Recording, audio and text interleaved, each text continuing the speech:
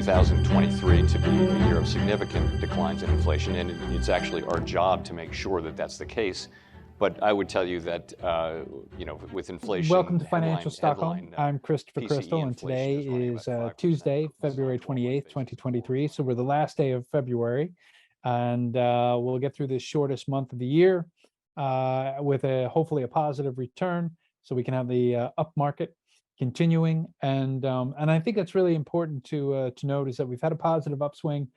We don't have the fundamentals in place to really kind of say why the market's going up. It's the expectation of everything is in track to be a good plan, is how it appears to me.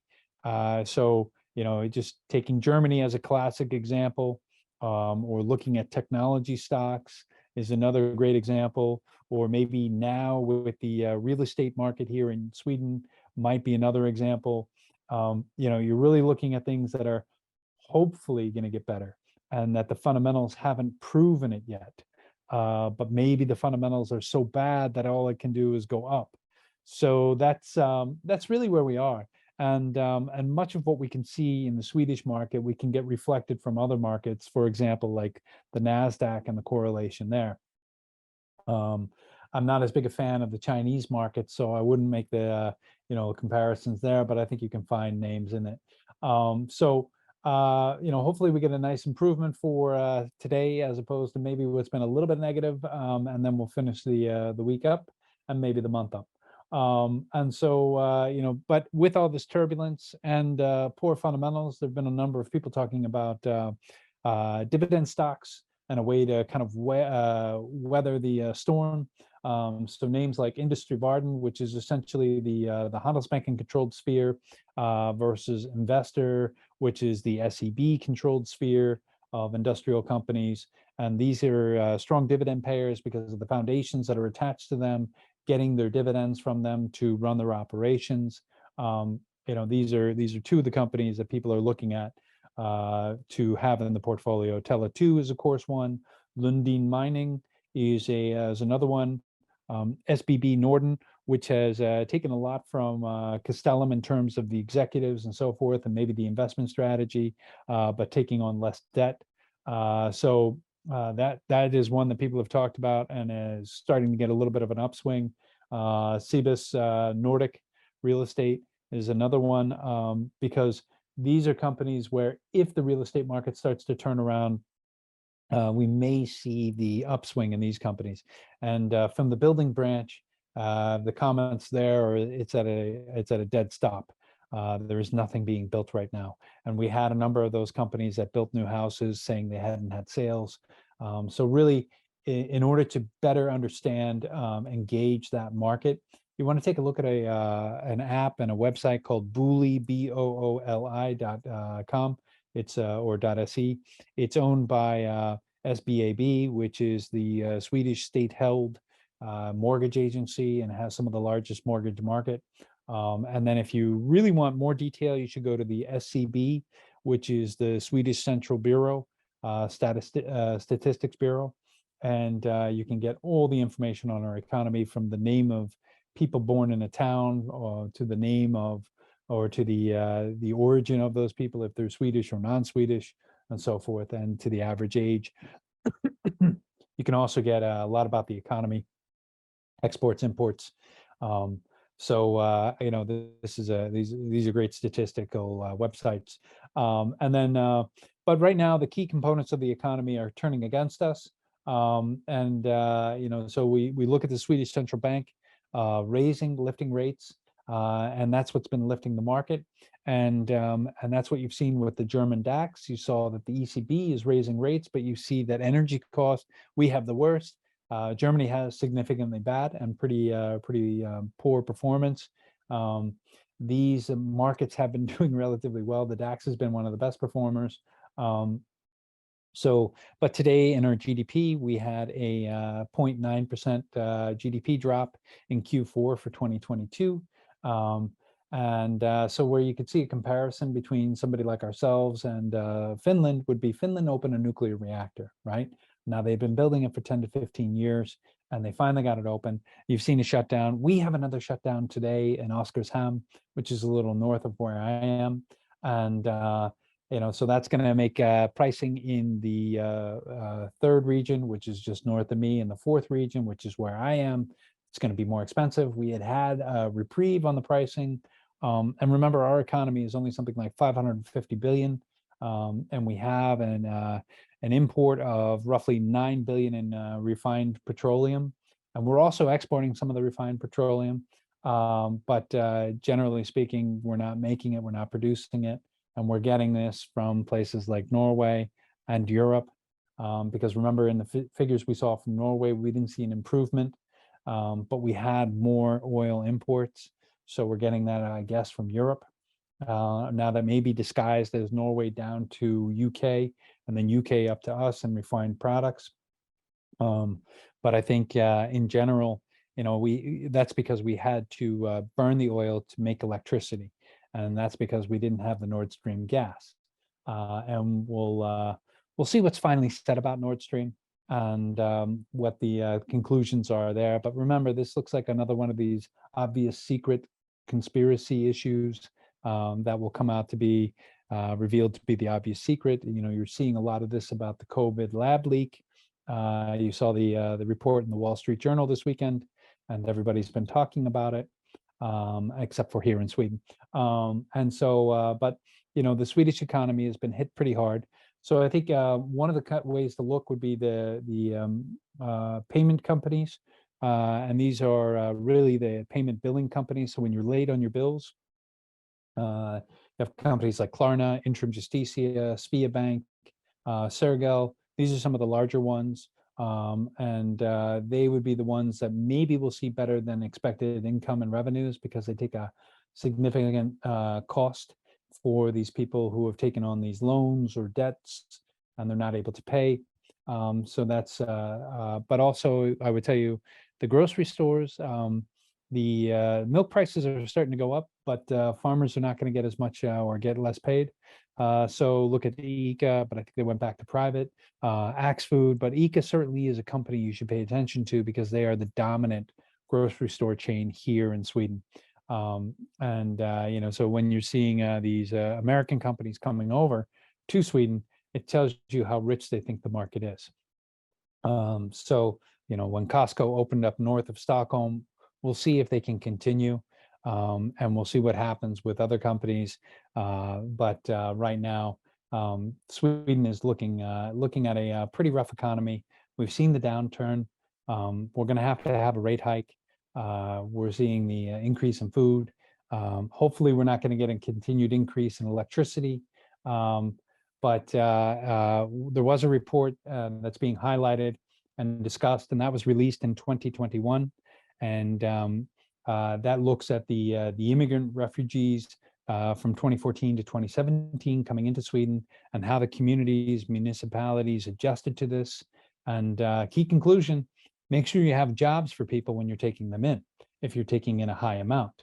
Now, this really shouldn't be any revelation, nor should it be any sort of hidden secret that people didn't understand, or methodology that people didn't understand.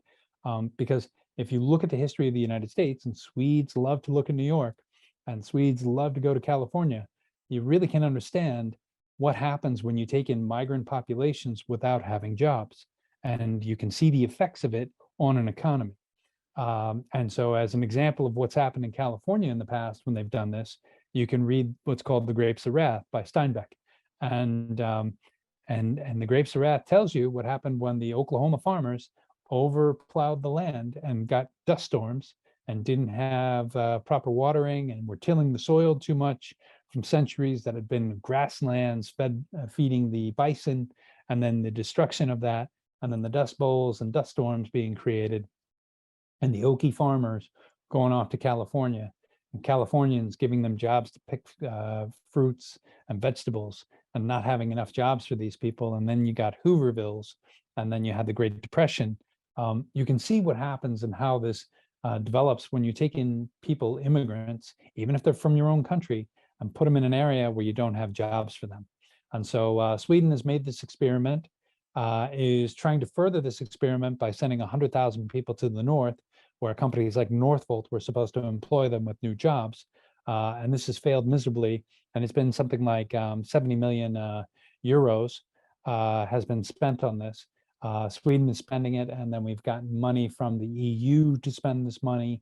And less than 1% have gotten jobs from Malmo going up to the north. So it's either an indication of corruption or an indication of, did we really have the jobs? This is a problem for the Swedish society. And right now we do have a strong pressure on the society. We've had a lot of criminality as a result. And that mostly has been featured in this immigrant population we've taken in. You do have native Swedes, of course, and by native, I mean second, third, and before that generations, where you do see a rise in criminality. But unfortunately, we've opened up to a more depressing economy. We saw a police chief or former police chief kill himself last week on the day he was going to get charged or potentially charged or sentenced with crimes. And then there's a question about the investigation. And then adding insult to injury, there's a report out again stating how the Swedish police are really not doing that well in doing their job, or not able to effectively do their job. And part of the agreement or part of the campaign of the government coalition that's in place was to hire new police force and more police. And so far, all I've seen is that they've hired in European police to help in Sweden. So that may mean that they've hired in undercover to go after these gangs, or they've only hired them on the borders. So that could be Norwegian, that could be Finnish, and it's not going to be Russian, and it could be Danish as well. So, but one small positive, we've seen France is inviting Ebba Busch to come down and look at the nuclear. Now, she's been a big windmill fan or wind turbine fan, and hopefully we'll see that the invitation from Macron, along with the Netherlands and other countries like Romania, will spur her to come back and speak to Sweden, talk about more nuclear. Because right now, one of the key pushers of nuclear are the Sverigedemokraterna. And they're a bit of an extreme party, to put it mildly, and to be nice to them. But they're really one of the few that are pushing it. And it makes it very difficult to get this idea through, because you have to defend the monster and have your idea represented by the monsters. So think of Frankenstein walking through the town to talk about electricity. We have the US consumer confidence coming out today. Hopefully that'll spur the markets higher, but probably we're going to see some increase that we don't really want, and continued increase in the US rates, maybe higher and faster than expected. As for the war, well, Swedish press is reporting about how Russians are dying at 500 per day. But if you look at where the war is really raging, it's with the Wagner Group. Remember, these are the guys who took in 40,000 criminals from the prison system to go and become part of the cannon fodder, enter into the meat grinder and fight in places like Bakhmut. So it's hard to say, because when you read these reports about what the Russians are losing, you're not reading any reports about what the Ukrainians are losing or not losing.